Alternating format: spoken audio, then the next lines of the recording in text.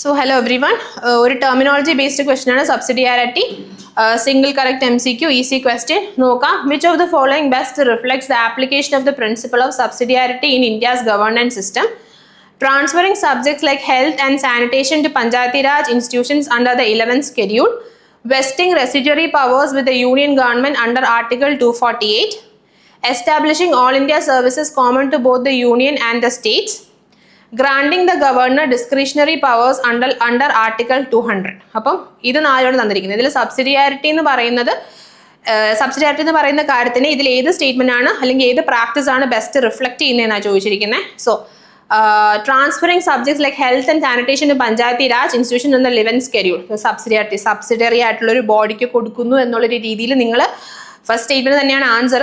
So സബ്സിഡിയാരിറ്റി അപ്പം താഴെക്കിടെ ഉള്ളൊരു സംഭവത്തിന് സബ്സിഡിയറി ആയിട്ട് ഒരു പവർ ഡിവോൾവ് ചെയ്ത് കൊടുക്കുന്നു എന്നുള്ളത് ആലോചിച്ച് കഴിഞ്ഞാൽ നിങ്ങൾക്ക് കറക്റ്റ്ലി ആൻസറിലേക്ക് വരാം. പിന്നെ vesting residuary powers with union government under article 248 അതല്ല, അത് സബ്സിഡിയറി അല്ല. യൂണിയൻ ഗവൺമെന്റ് സംതിങ് സുപ്പീരിയർ, അത് സബ്സിഡിയറി ബോഡിക്ക് അല്ല നമ്മൾ കൊടുക്കുന്നത്. Establishing all India services common to both union and states no, അതൊരു equal all India services common to both and union states കൊണ്ടുവരുന്നത് അവിടെ ഒരു സബ്സിഡിയറി കാര്യങ്ങളൊന്നുമില്ല, ബോത്ത് യൂണിയൻ ആൻഡ് സ്റ്റേറ്റ് ആണ്. Granting the governor discretionary powers under article 200.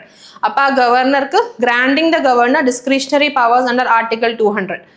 So discretionary powers കൊടുക്കുന്നുണ്ട് under article 200, പക്ഷെ ഗവർണർക്കാണ് അതിലൊരു സബ്സിഡിയറിയുടെ ഒരു എലമെന്റ് എവിടെയും വരുന്നില്ല. So we can eliminate options B, C and D and our answer is option 1. So subsidiarity decentralizes, residuary powers centralize.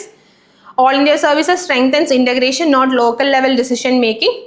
Governor discretion is not devolution to lowest level, devolves local subjects to Panchayati Raj institutions.